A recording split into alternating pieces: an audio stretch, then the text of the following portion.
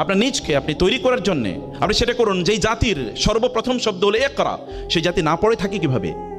আপনার ক্লাস শেষ হয়ে যায় 2টায়, আপনি রাত 2টা পর্যন্ত করেন কি? আপনি সকালবেলা কেন ঘুম থেকে উঠতে পারেন না? যে ব্যক্তি কোনো ডক্টর, মেডিকেল ডক্টর, সকালবেলা তিনি স্টুডেন্ট মেডিকেল কলেজের, তিনি সকালবেলা ঘুম থেকে উঠতে পারেন না সূর্য ওঠার আগে, এটা আমাকে বিশ্বাস করতে হবে? এটা আমাদেরকে স্যারকে বিশ্বাস করতে হবে? কথা এটা যদি বিশ্বাস করতে, তাহলে আমরা সমাজকে কি দেব? আমি তো নিজেই বুঝি না আমার করণীয় কি। ইন্টেলেকচুয়ালি আপনি ওই জায়গায় কেন যেতে পারলেন না? সে ব্যর্থতা কার? সে দায় কার? আল্লাহ রাসূল কি কথা বলেন নাই যে ব্যক্তি সকালে ঘুম থেকে উঠতে পারে না সে ফাসবাহা সাইয়্যান, মানে ফাসবাহা খাবিসান নাফসি কাসলান, যখন সে ঘুম থেকে উঠে সূর্য ওঠার পর তখন সে একটা খবিস অন্তর নিয়ে ঘুম থেকে উঠে। খবিস অন্তর, খবিস অন্তর বুঝতে পেরেছেন তো?